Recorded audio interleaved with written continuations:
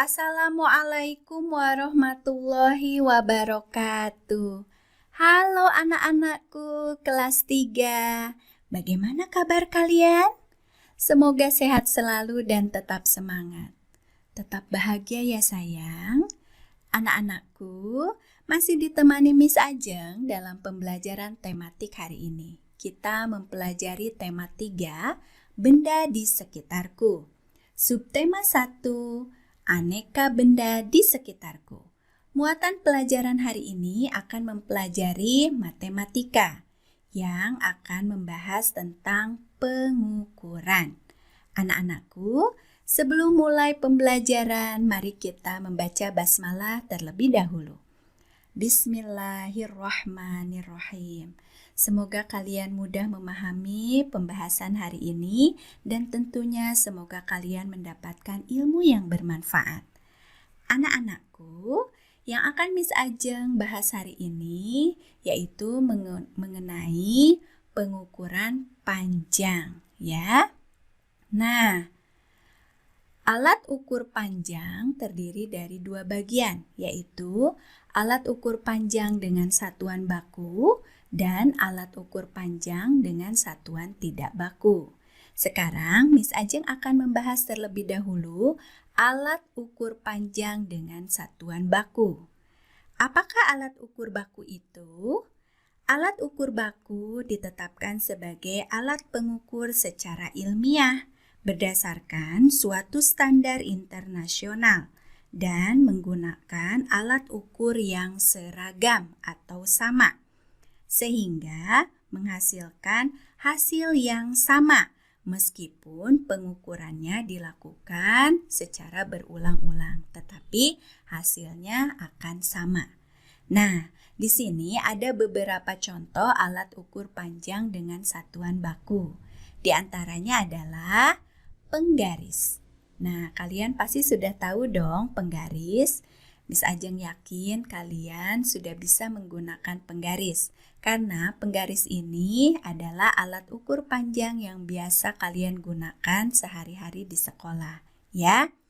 Kemudian ada meteran pita. Nah, seperti ini gambarnya, ya. Meteran pita digunakan penjahit untuk mengukur panjang anggota badan, kemudian panjang kain, dan sebagainya. Selain itu ada meteran saku, dan meteran gulung. Seperti itu gambarnya ya. Meteran saku dan meteran gulung digunakan pekerja bangunan untuk mengukur panjang bidang lahan bangunan atau dinding atau juga bahan bangunan lainnya. Kemudian ada juga yang disebut dengan jangka sorong. Apa kegunaan dari jangka sorong? Jangka sorong digunakan peneliti untuk mengukur panjang benda yang kecil. Kemudian garis tengah benda yang berbentuk bundar. Selain itu, mengukur kedalaman sebuah lubang. Nah, itu adalah alat ukur panjang dengan satuan baku. Kemudian, alat ukur panjang dengan satuan tidak baku. Alat ukur tidak baku adalah alat ukur yang tidak ditetapkan secara ilmiah, digunakan secara tradisional atau berdasarkan kebiasaan saja. Nah, contohnya seperti jengkal. Nah, seperti ini ya jengkal. Ini berukuran 1 jengkal. Oke. Kemudian depak. Nah, gambarnya seperti ini. Ini ketika kalian merentangkan kedua belah tangan kalian, ini berukuran 1 depak. Selain itu ada langkah. Nah, seperti ini ya. Ini berarti 1 langkah. Selanjutnya ada juga hasta. Nah, dari ujung sini menuju ke sini itu 1 hasta. Selain itu, kalian juga bisa menggunakan tongkat dan sebagainya, ya.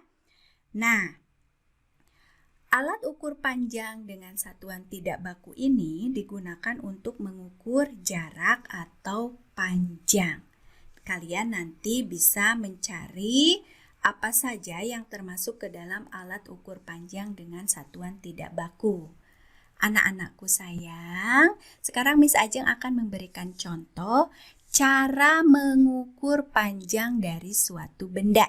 Di sini Miss Ajeng ada pensil ya. Nah, tadi ketika alat tulis seperti buku, pensil, penghapus, dan sebagainya menggunakan apa ya? Betul, penggaris. Nah, ketika kalian mengukur suatu benda atau panjang dari suatu benda, maka ukurlah dengan teliti. Dimulai dari bilangan 0, ya harus lurus, tidak boleh semaunya. Kemudian ujungnya pun sama, ya harus lurus. Ternyata ketika kalian telah mengetahui ukurannya, panjang pensil tersebut adalah 14 cm. Nah ini ya, sentimeter. Oke, selanjutnya, nah seperti ini ya, buku. Tadi buku menggunakan apa alat ukur panjangnya? Penggaris. Nah seperti ini ya. Nah, anak-anakku, setelah kalian mengukur dengan baik, ternyata diketahui bahwa panjang buku tersebut adalah 10 cm. Kebetulan kedua contoh ini ya, ukurannya pas ya, berada di garis yang memiliki angkanya sudah tertera. Seperti itu ya. Selanjutnya, nah, kita berlatih ya. Di sini Miss Ajeng mempunyai penghapus. Berarti kita masih menggunakan penggaris. Apakah seperti tadi diukurnya pas dengan garis yang ada angkanya atau tidak? Ya. Oke, kita mengukurnya dari 0. Kemudian yang garis terakhirnya seperti ini. Ternyata, nah setelah kalian ukur, tanda panah yang berada di ujung benda ini tidak pas dengan garis yang ada angkanya, tetapi berada di garis-garis kecil ini. Nah, sekarang kalian tinggal dihitung garis kecil-kecil ini ada di angka berapanya. Ya, kita hitung. Ini kan 6 ya. Nah, berarti panjang penggaris ini adalah 6, nah, kita hitung 1, 2, 3. Ternyata ada di garis ketiga. Berarti panjang dari penghapus ini adalah 6,3 cm. Nah, Miss Ajeng meminta kalian untuk melakukan atau untuk membulatkan bilangan ini. Maka, nah, kalian harus tahu dulu ketentuannya ya. Ketika kalian melihat angka ini 6,3, kita fokus ke angka 3-nya dulu. Lihat ya, angka 3 berada di belakang koma. Nah, ketika kalian melihat ada angka seperti ini, maka yang harus kalian lakukan adalah, tolong dipahami terlebih dahulu sayang. 3, ya, angka 3 itu kurang dari angka 5, ya kan? Maka pembulatannya ke bawah atau dibulatkan menjadi 6 cm ya. Jadi karena angka 3 ini kurang dari angka 5, maka pembulatannya ke bilangan terdekatnya yaitu adalah 6 ya. Jadi 6,3 cm dibulatkan menjadi 6 cm. Contoh lainnya. Nah, di sini ada pensil. Sama seperti tadi. Nah, ternyata ini juga sama.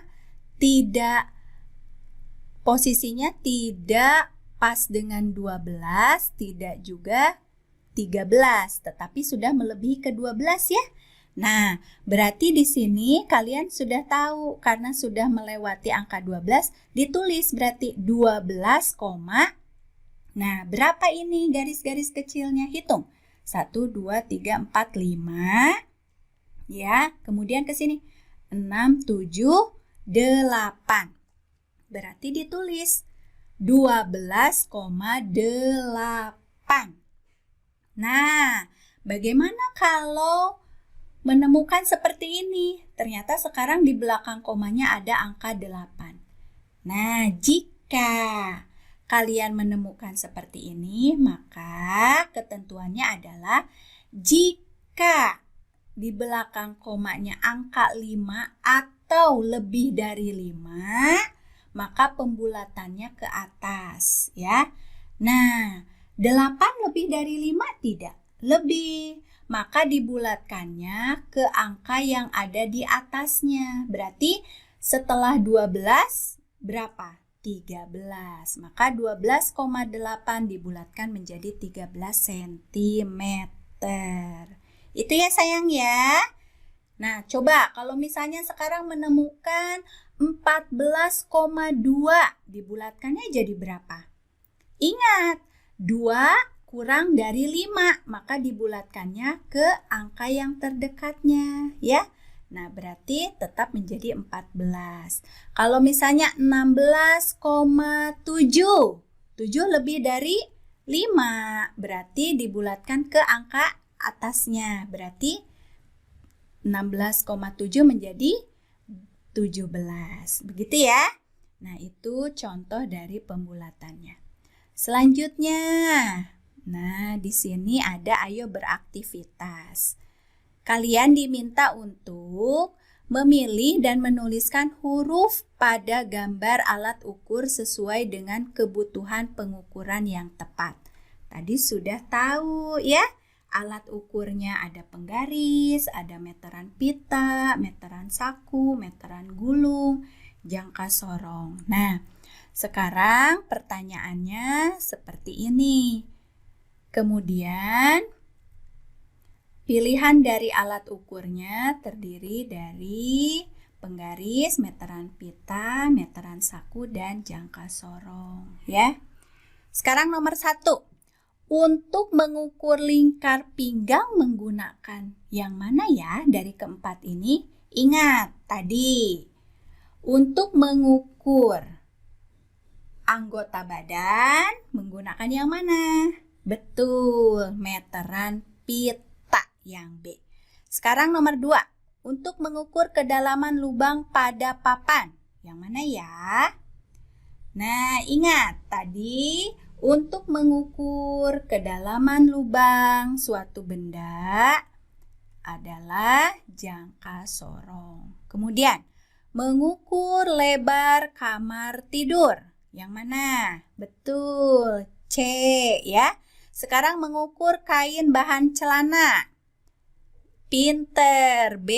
Mengukur tinggi pintu. Nah, tadi sudah dijelaskan untuk mengukur bahan bangunan. Yang mana? Yang C. Pinter. Yang terakhir mengukur panjang kotak pensil. Nah, ini kegiatan kalian yang sering dilakukan di sekolah. Mengukur buku, pensil, penghapus, kotak pensil. Berarti yang A ya. Nah, itu adalah beberapa contoh soal dengan cara menghubungkan atau menjodohkannya dengan alat ukur yang terdapat pada gambarnya ya. Nah, selanjutnya setelah kalian tadi mendengarkan penjelasan dari Miss Ajeng mengenai pengukuran dan alat ukur panjangnya, baik itu yang baku dan tidak baku, sekarang Miss Ajeng akan memberikan tugas kepada kalian ya. Nah, halaman 6, ayo mengamati. Kemudian halaman 8, ayo berlatih, dan halaman 22, ayo beraktivitas ya. Anak-anakku, demikianlah penjelasan mengenai materi hari ini. Miss Ajeng berharap semoga kalian bisa mudah memahaminya ya. Kalau jika kalian belum memahami materi ini, boleh nanti kalian mengulangi secara berulang-ulang video pembelajaran ini. Ya, mari kita mengucapkan alhamdulillah. bersama-sama. Alhamdulillahirobbilalamin. Sampai berjumpa kembali. See you. Wassalamualaikum warahmatullahi wabarakatuh.